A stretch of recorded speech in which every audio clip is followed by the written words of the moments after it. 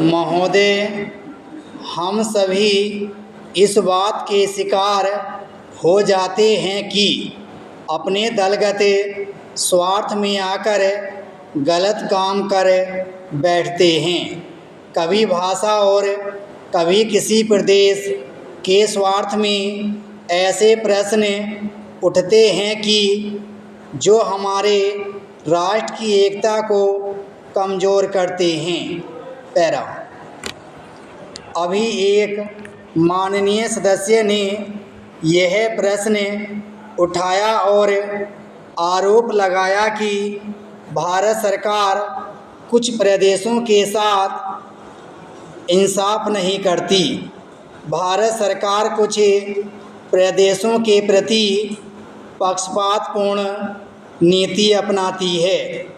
यही मनोवृत्ति है जिसमें एक प्रदेश को दूसरे प्रदेश के विरुद्ध भड़काया जाता है, एक जाति को दूसरी जाति के विरुद्ध खड़ा किया जाता है, एक धर्म को दूसरे धर्म के विरुद्ध खड़ा किया जाता है और एक भाषा और दूसरी भाषा वालों के बीच में भड़काव पैदा करके लड़ाई पैदा की जाती है।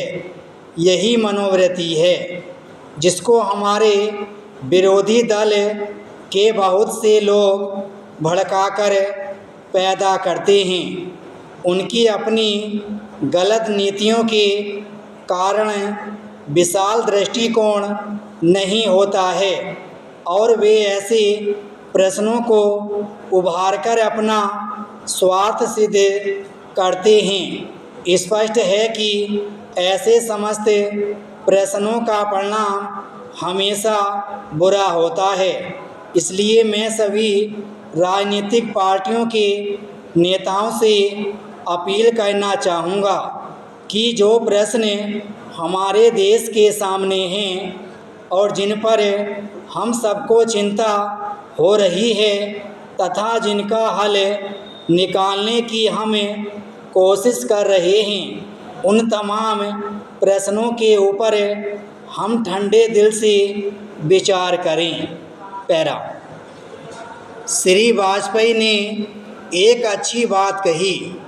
उन्होंने कहा कि इन प्रश्नों का हल सड़कों पर नहीं होगा। मैं भी उनसे इस बात में सहमत हूँ कि इन प्रश्नों का हल प्रजातांत्रिक ढंग से ढूंढने का प्रयत्न करना चाहिए। हमें इनका हल प्रजातांत्रिक व्यवस्था के अंदर करना होगा। सड़कों के ऊपर इन प्रश्नों का हल नहीं हो सकता है। राजस्थान के अंदर जो अकाल पड़ा हुआ है और लोग मर रहे हैं, उसकी तरफ चिंता नहीं हो रही है। अब राजस्थान में जो संकट है और इस तरह के जो दूसरे प्रश्न हैं, उन पर हम लोग एक साथ बैठकर गंभीरता से विचार करें और उनका हल तलाश करें। खाली इस तरह से आरोप लगाने से और उपदेश देने से काम नहीं चलेगा। इस देश के अंदर बंगाल में बाढ़ से जनता पीड़ित हो रही थी और उसको अनाज, कपड़ा और जीवन की रोज़मर्रा की आवश्यक सामग्री भेजने की कोशिश हो रही थी।